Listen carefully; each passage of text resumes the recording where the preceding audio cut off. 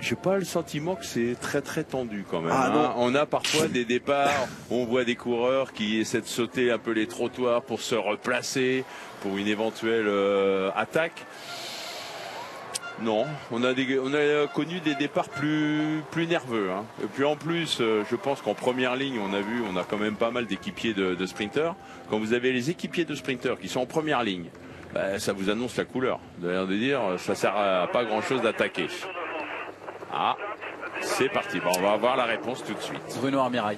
Après quelques minutes de retard, le temps pour chacun de se dépanner, le temps pour Axel Laurence notamment de changer de roue arrière.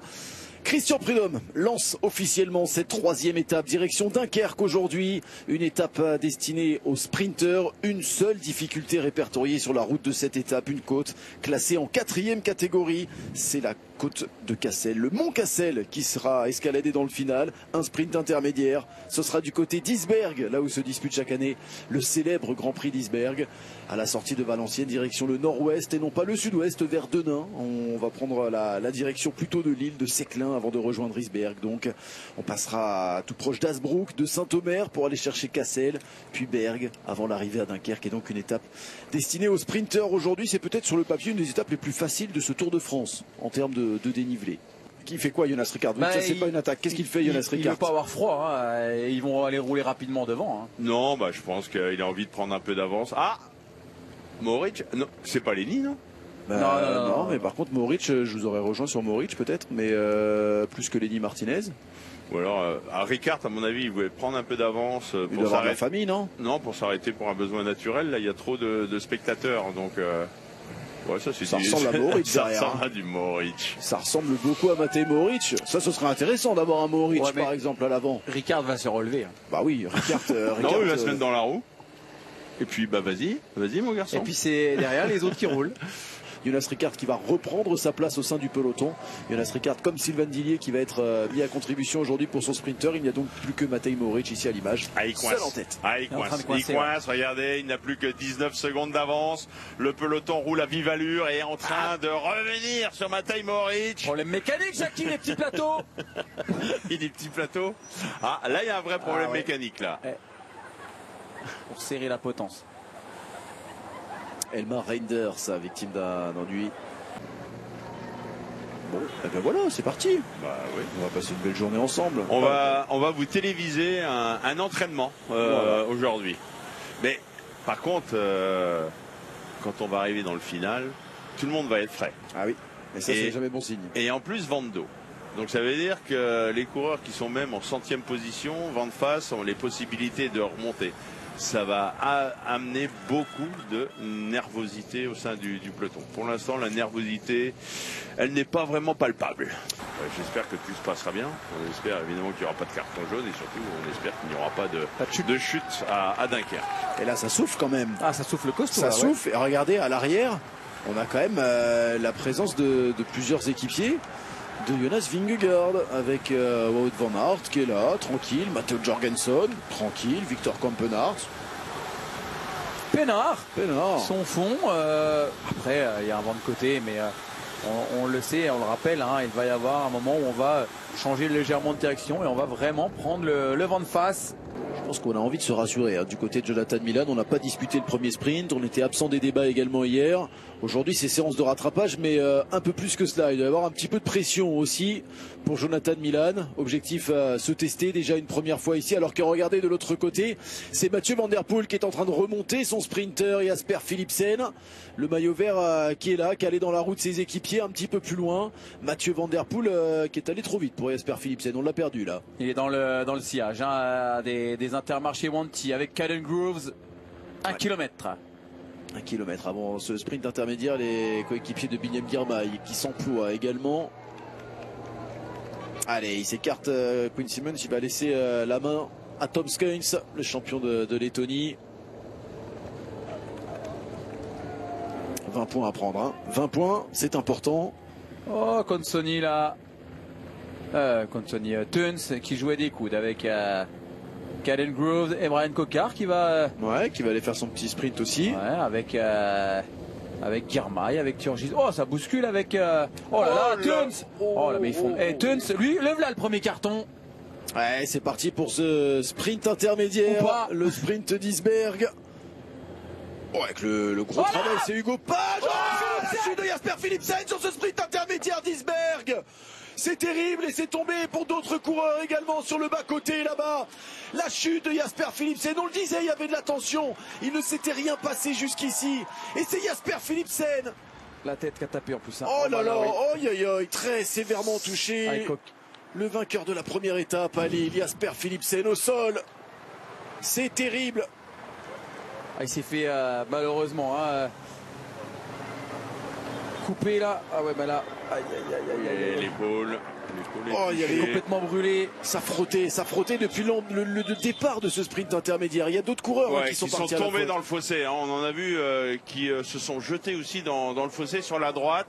Ah ouais, je crois qu'on a compris. Hein. On a compris qu'il pourra pas repartir. Hein. Regardez le il essaye, mais il est surtout très brûlé en plus.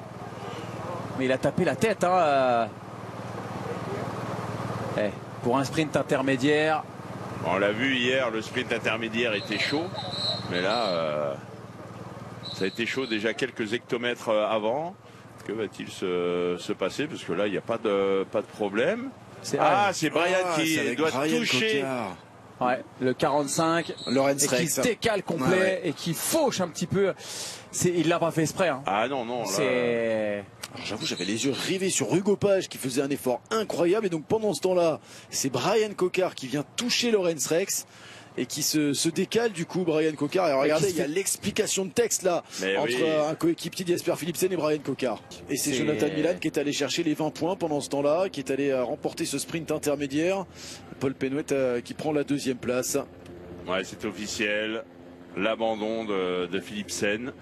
C'est Caden-Gross qui va devenir numéro 1. On en parlait dans cette équipe alpecin, le travail de Caden-Gross en tant que poisson pilote. Et on s'était dit peut-être que dans quelques jours, après les massifs montagneux, si le maillot vert n'est pas au mieux, eh bien ce serait Caden-Gross qui irait faire le sprint. Il ne s'attendait pas Gross à devenir leader là sur le 3e sprint du Tour de France. Il ne fait jamais bon traîner à l'arrière pendant que devant Tim Wellens est sorti, c'est tombé en milieu de paquet, même pas complètement à l'arrière. Il y a eu une grosse vague. Peintre avec Einer Rubio et avec Alexei Lutsenko. Ça s'est un petit peu emmêlé tout ça. Hein. Bon, rien de grave, tout va bien. C'est sûr.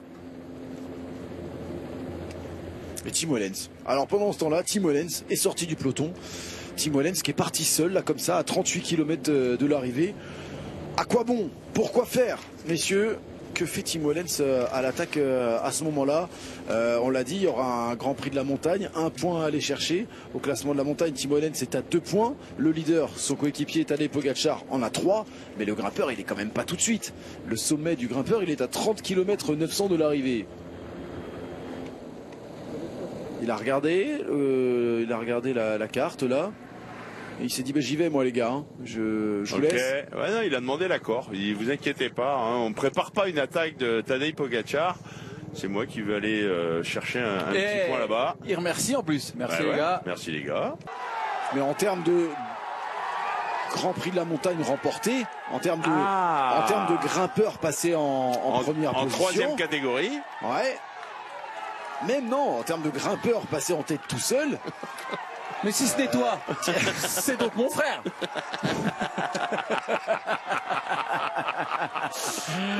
Bon, de toute façon, ce qui est sûr, c'est que le maillot à pois, il sera chez lui. Non, mais il sera pour Tim Wellens. Il sera pour Tim Wellens qui aura passé plus de grimpeurs en première position que Tadej Pogačar. Voilà. D'accord. Puisque Tim Wellens aura passé la côte du Haut-Pichon en tête et le Mont Cassel en tête. Jette pas ton vélo, Tim. Ne jette pas ton vélo sur la ligne. Tadej Pogačar n'aura passé que la côte de Saint-Étienne au Mont en première position, tout simplement. Quel numéro de Tim Wellens quand même. Tim Wellens en tête à Cassel. Tim Wellens assuré de porter le maillot de la montagne demain. Il sera le meilleur grimpeur sur ce Tour de France à égalité de points avec son leader. Et voilà. Il se relève, vous imaginez, hein. Dans toute course, vous avez 1 minute 40 d'avance à 30 km de l'arrivée. Vous voulez profiter de la situation. Ben non, Tim Wellens, voilà, il a eu l'accord du peloton. On a dit bon, on te laisse partir. Par contre, tu nous attendras un peu plus haut, et c'est ce qu'il est en train de faire. Il est en train de se relever Et dans moins de 4-5 km, il va être repris par l'avant-garde du peloton qui, lui, est toujours sur les pavés de Cassel. Allez, 27 km et dans un instant, Tim Wellens va être repris par le peloton. Qui a mis en route, hein. Ah bah, Pour le reprendre, là. là, clairement. Hein. Ah ouais, là, on voit, hein, là, en file indienne. Il a pris 1,40 en 4 km, il a perdu 1,40 en 3 km. Allez, bah, merci tout le monde, merci les gars. Tadej Pogacar est là dans la roue de Tim Wellens. Jonas Vingegaard est là également en deuxième position. De l'autre côté de la route, tout à gauche, là où Remco Evenepoel occupe la partie droite. Là, les leaders sont en deuxième position du peloton. Hein. On veut surtout pas se faire piéger, traîner dans le paquet derrière. On veut rester vraiment aux avant-postes.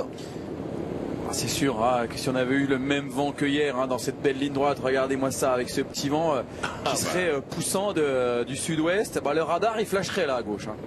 Et puis on n'aurait pas un peloton aussi compact. Hein. C'est vrai que c'est assez, la plupart du temps dans cette région, on a un vent d'ouest, un dominant ouest, ou sud-ouest, nord-ouest, rarement plein nord. Aujourd'hui c'est plein nord, donc vent de face. Quinn Simmons toujours en tête du train Lidl Trek. À côté, nous avons les Israël Premier Tech. Luke Durbridge qui continue de faire le travail pour la Jayco Alula. On est placé évidemment Dylan Groenewegen dans les meilleures positions. On remonte du côté de la Soudal Quick-Step et pour garder Remco Evenepoel à l'abri et pour emmener Tim Merlier vers le sprint. Et l'équipe Intermarché, Wanty également qui est là avec Binyam Girmay.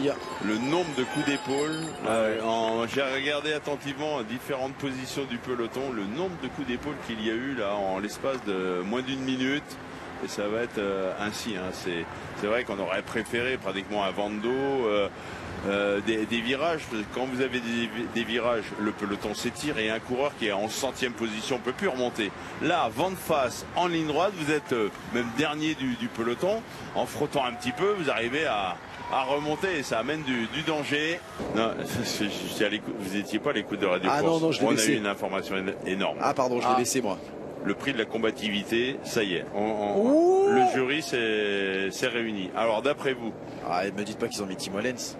Philipsen, Philipsen ça aurait été beau. c'est pas mal. c'est pas lui. Tim Wellens, Ouais. c'est pas lui. Philipsen, c'est pas lui. C'est un Français, Ah non, attendez. Il y a un piège. Il y a un piège. Il y a un piège. premier attaquant de la journée. Je crois que ce n'est jamais arrivé sur les routes du Tour. Pas de prix. Bah si, ils sont obligés d'en donner un. Il n'y aura pas de prix. Pas de prix de la combativité. Non. Ah mais il va être content le sponsor. Il y a encore le temps hein, avec ce vent de oui. face. On a encore 1,5 km pour remonter. Oh, pas chute. C'est tombé. Et C'est voilà. tombé Et c'est derrière. tombé. C'est tombé derrière. C'est tombé malheureusement dans le final à 3 km de l'arrivée avec ce rétrécissement. Il fallait passer à gauche. Et cette grosse chute qui va couper le peloton en deux. On va perdre énormément de monde ici. Alors pas de problème pour ceux du général qui seront pris dans cette chute. Coureur de la formation Red Bull Bora notamment qui a été pris dans cette chute. Et Remco Evenepoel a été pris dans la chute. Hein. Remco Evenepoel pris dans la chute il y a quelques instants. Mais où c'est pris dans Ah la oui, chute. les deux beaux Red Bull, ouais. Dans la roue de Red Bull Bora Groenewegen, hein. qui reste au sol. Hein. Actuellement, vous n'avez pas toutes les images, mais on a des coureurs là qui restent au sol. Avec Ça pas passe mal. et ça s'étire. Au-delà de la 15e place, hein, on a pas mal de Lidl Trek hein, autour de Jonathan Milan. Ah, ils sont loin hein, déjà. Il va falloir Ça vite va, ça remonter. va, ça va. c'est le moment. Là, ça va, tout va bien chez Lidl Trek. Le groupe AMA FDJ Oh là, également. Merlier avec Ça slalom. Kesbol. Tim Merlier encore qui est bousculé avec Phil Boaos à côté de lui. Stewart hein, qui a pris la roue de Milan hein, pour Israël Premier Tech. Il est dans la roue, Jonathan Milan. C'est tôt, c'est très très tôt. Ouais, Jonathan Milan, il a encore deux coureurs à 1 km. Il y a encore des vagues avec Van Poppel, champion des Pays-Bas, qui va devoir faire le sprint. Hein, lui qui était désigné pour être le poisson pilote de Meus.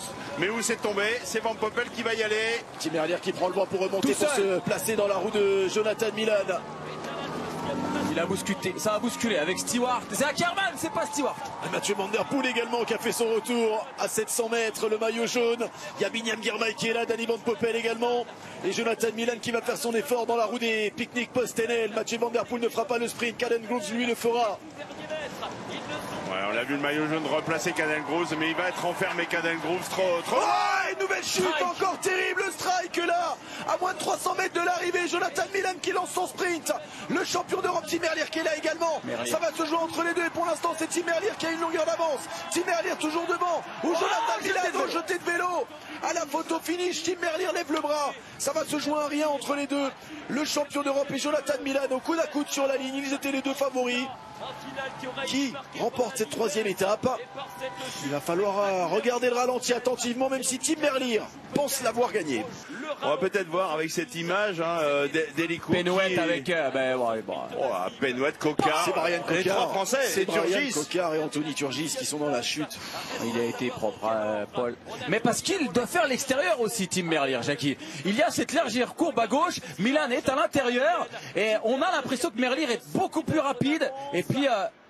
c'est Merlier. Ça ressemble Merlier. Ah, faut regarder la photo finish, le jeté de vélo. Merlier semble sûr de lui. Il y a eu du dégât là-bas avec Kesbol, Penouette. Delis. Non, 211. Arnaud Delis également. Arnaud Delis qui a freiné avant mais qui n'a pas pu empêcher cette chute. Et Bittner qui a vraiment lancé de très très loin mais dépassé par les deux grands favoris du jour. On les avait annoncés et ça a été un très très beau duel. Et derrière on va se jouer les places d'honneur avec Warren Schold, avec Phil Bauhaus, avec Bittner. Et Caden Gross qui est revenu là, qui a été un peu bloqué, et à noter que Benyam Guerra il va marquer aussi des points pour le maillot vert aujourd'hui. Qui a déjà gagné du côté de Dunkerque. Tim Merlier pourrait réussir la passe de 2. On attend la photo, hein. On attend la photo, on en parle encore au conditionnel du côté de Damien Martin sur la ligne d'arrivée. C'est confirmé avec cette photo finish. Tim Merlier avait gagné déjà ici à Dunkerque il y a 2 ans sur les routes des 4 jours de Dunkerque. Il s'impose aujourd'hui sur les routes du Tour de France. On va découvrir le classement avant de rejoindre Géraldine Weber et le plateau des rois de la pédale pour débriefer tout ce qui s'est passé. On n'avait pas cité Amaury Capiot pour le top 10 aujourd'hui. La victoire de Merlier devant Milan, Bauhaus, Warren Schold, Bittner. Benyam Guerra vient prendre la 6e place devant Caden Groves. On retrouve également Danny Van Poppel et Pascal Ackermann dans ce top 10 de la 3e étape.